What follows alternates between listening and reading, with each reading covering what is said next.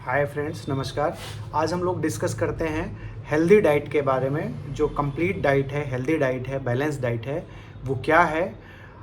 चूँकि आए दिन ये चर्चाएं होती रहती हैं। कभी कोई कहता है कीटो डाइट अच्छी, यानी कि जिसमें ज़्यादातर फैटी चीज़ें होती हैं, फैट होता है, वो अच्छा होता है। कभी कहता है कोई कि जिसमें फ़ैट नहीं होता है, यानी ज़ीरो फैट डाइट जो होता है वो अच्छा होता है।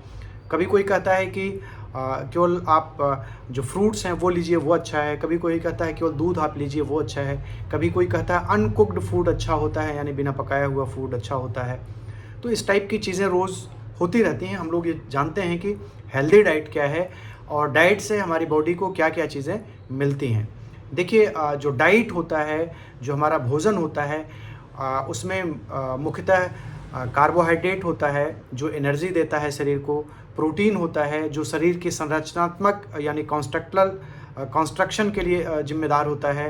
फैट होता है, ये भी एक टाइप का डेंसली जो एनर्जी होता है, इसमें एक एनर्जी का स्रोत होता है ये। और स्ट्रक्चरल पार्ट भी इसका होता है, शरीर के स्ट्रक्चरल कामों में भी इसका रोल होता है। मल्टी मिनरल्स हो गए, मल्टी विटामिन्स हो गई, ये बॉडी के बहुत सारे कार्य करने की क्षमताओं में भाग लेते हैं। तो हम जानते हैं जो हमारा जो डाइट है उसमें किससे क्या चीज़ मिलता है। जैसे अगर हम अपने डाइट को देखें, एक बैलेंस डाइट को देखें, जो खाने में हम लोग लेते रहे हैं, जो एक प्रचलित डाइट रही है, उसमें होता क्या है। दाल होती है, चावल होता है, रोटी होती है, सब्जी होती है, उसमें चटनी होती है, उसके साथ सलाद होता है। ये हमारी एक डाइट का एक जो है पैक होता है, कॉम्बो पैक होता है, जिसमें हम ये सारी चीज़ें लेते हैं। और उसमें जनरली हम घी में दाल के अंदर घी डालते हैं। वो भैंस या गाय का घी होता है, थोड़ा घी भी डालते हैं जो हमें फ्लेवर और टेस्ट प्रोवाइड करता है। तो ये हमारी डाइट होती है जो जनरली हम लोग लेते आते रहे हैं बहुत पहले से ही, प्राचीन समय से, बहुत लंबे समय से ये डाइट चलता आ रहा है। तो इसमें देखिए, जो दाल होता है, दाल रिच सोर्स होता है प्रोटीन का। इससे हमें प्रोटीन मिलती है। प्रोटीन चूँकि शरीर के जो स्ट्रक्चरल जो पार्ट है वो प्रोटीन देखता है। जो शरीर का ग्रोथ होता है, जो शरीर की स्किन होती है, बहुत सारी जो हेयर होता है, प्रोटीन उसमें बनता है। स्किन में इन्वॉल्व होता है प्रोटीन और बहुत सारे कामों में इन्वॉल्व होता है। तो ये प्रोटीन जो है हमारी बॉडी को दालों से मिलती है जनरली। जो कार्बोहाइड्रेट होता है वो हमें चावल से मिलता है और रोटी से मिलता है। चावल बेसिकली चावल में हमें कार्बोहाइड्रेट मिल जाता है डेंसली, और जो रोटी होती है, रोटी में हमें ज़्यादातर कार्बोहाइड्रेट ही मिलता है।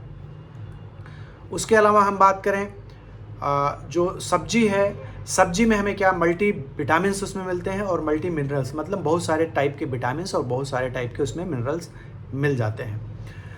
और अगर हम बात करें, जैसे हम चटनी लेते हैं खाने में, चटनी में क्या हो गया, कभी हमने लहसुन ले लिया, कभी उसमें हमने प्याज मिला लिया, कभी हमने पुदीना मिला लिया, कभी धनिया मिला लिया, कभी और चीज़ें मिला के इसको अदरक मिला लिया, तो हम चटनी बनाते हैं। चटनी में जनरली हमें मल्टी मिनरल्स, विटामिन्स और एंटीऑक्सीडेंट हमें मिल जाते हैं। इसके अलावा अगर हम बात करते हैं, इसमें सलाद जो होता है डाइट के अंदर, सलाद जो शरीर के अंदर बल्क फार्मिंग होता है, कुछ उसमें ज़्यादातर वाटर्स होते हैं। जैसे हम खीरा, ककड़ी इस टाइप के सलाद में लेते हैं, प्याज लेते हैं, तो इसमें ज़्यादातर वाटर्स हमें मिल जाता है।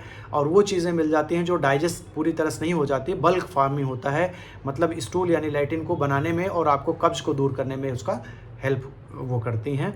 तो वो चीज़ें जो सलाद वाली चीज़ें हैं, आपका बल्क फार्मिंग हो गया। तो ये चीज़ें हो गई बैलेंस डाइट में, ये चीज़ें हमें लेनी चाहिए। देखिए, अति कहीं भी ठीक नहीं है। अगर कहीं आप किसी चीज़ को लेके बहुत ज़्यादा कॉन्शियस हो जाएंगे तो आपके लिए प्रॉब्लम हो जाएगी। जैसे हम दालें लेते हैं, तो पहले से ये दालों में बहुत टाइप की दालें हैं। अरहर की दाल है, मूंग की दाल है, उड़द की दाल है, राजमा है, दाल के रूप में लेते हैं। तो इस टाइप के बहुत सारे दाल, चना है, उसमें मटर है, ये दालें हैं, ये आपको प्रोटीन प्रोवाइड करती रहती हैं। जनरली हम लोग इसको अलग अलग रेसिपी के रूप में दालों को लेते रहते हैं। वैसे अगर हम रोटी की बात करें तो जो बाजरा हो गया, और मिलेट्स बहुत सारे जो अभी मिलेट्स आ गए, रागी हो गया, बहुत सारे इसमें जो मिलेट्स होते हैं उसकी रोटियां होती हैं, गेहूं की रोटियां होती हैं। बहुत पहले समय में तो लोग मिलेट्स को ज़्यादा यूज़ करते थे, बाजरी, बाजरा और आपका कोदो, शावा, इस टाइप की जो चीज़ें होती हैं इसको बहुत ज़्यादा यूज़ करते थे। अभी तो बीच में गायब ही हो गया, अब फिर से लोग इस पे आ रहे हैं क्योंकि इसमें फाइबर होता है और ये जो इसमें ग्लाइसेमिक इंडेक्स होता है, यानी जो इसमें शुगर्स होती है अचानक ऊपर नहीं जाती, ग्लाइसेमिक इंडेक्स इसका कम होता है, यानी धीरे धीरे ये शुगर रिलीज़ करता है। गेहूँ जो होता है, गेहूँ अच्छा नहीं माना जाता है, उसमें एक ग्लूटिन प्रोटीन होती है जो कि हेल्थ के लिए बहुत अच्छा नहीं होता है और उसका जो ग्लाइसेमिक इंडेक्स है वो भी काफ़ी ज़्यादा होता है, तो उसको भी अब लोग अवॉइड कर रहे हैं, वैसे अवॉइड भी करना चाहिए। तो ये सारी चीज़ें मिलकर आपको कार्बोहाइड्रेट प्रोवाइड करती हैं। जो हम घी का यूज़ करते हैं, गाय या भैंस का जो 1-2 ml डालते हैं, ज़्यादातर मेरे ख्याल से यूज़ करते होंगे, तो वो आपको एक टेस्ट प्रोवाइड करता है, अच्छा फ्लेवर प्रोवाइड करता है, आपको उससे खाने में आपको रुचि बढ़ती है, तो वो घी को लेते रहना चाहिए। घी भी आपको जो आप सब्जी में जितना घी यूज़ करते हैं नॉर्मली, जितना आप दाल में लेते हैं उतना घी आपको बॉडी को चाहिए, क्योंकि जो घी होता है उसमें फैट सॉल्युबल्स विटामिन्स होते हैं, A, D, E के विटामिन्स। अगर आप घी, तेल, चिकनाई नहीं लेते हैं, बिल्कुल जीरो कर देंगे, तो ये विटामिन्स आपको शरीर में नहीं मिल पाएंगे, आपको कहीं ना कहीं डिफिशियंसी हो जाएगी। इसके अलावा अगर हम बात करते हैं मल्टी विटामिन्स और मिनरल्स की, तो मिनरल्स जैसे हो गया सोडियम हो गया, पोटेशियम हो गया, कैल्शियम हो गया, आयरन हो गया। सोडियम हो गया आपके ब्लड प्रेशर को रेगुलेट करता है, जो हम नमक डालते हैं वो सोडियम उसमें होता है। तो कई बार किसी का ब्लड प्रेशर बढ़ा होता है तो डॉक्टर्स ये कह देते हैं, हम लोग ये कह देते हैं तो थोड़ा सा इसको कम लीजिए।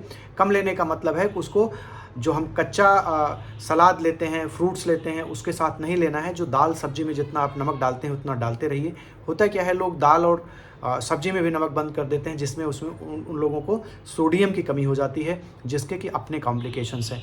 कई बार आदमी फ्रूट्स, हम लोग बोल देते हैं फ्रूट्स लिया करिए, तो वो उनको ये लगता है फ्रूट्स हेल्दी होता है, रेगुलर फ्रूट्स ही बहुत ज़्यादा खाते हैं। बहुत ज़्यादा फ्रूट्स खाने से कई बार जो पोटेशियम होता है बढ़ जाता है। पोटेशियम आपके हार्ट रिदम को मेंटेन रखता है, तो आपको हार्ट रेट में प्रॉब्लम आने लगती है, तो इसलिए उसको भी अति ना करें।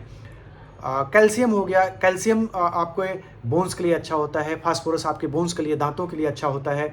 आयरन होता है, आयरन आपके शरीर में एक हीमोग्लोबिन होता है, हीमोग्लोबिन बनाता है, जो हीमोग्लोबिन में उसका यूज़ होता है, जो ऑक्सीजन को कैरी करता है, तो ये आपका आयरन हो गया।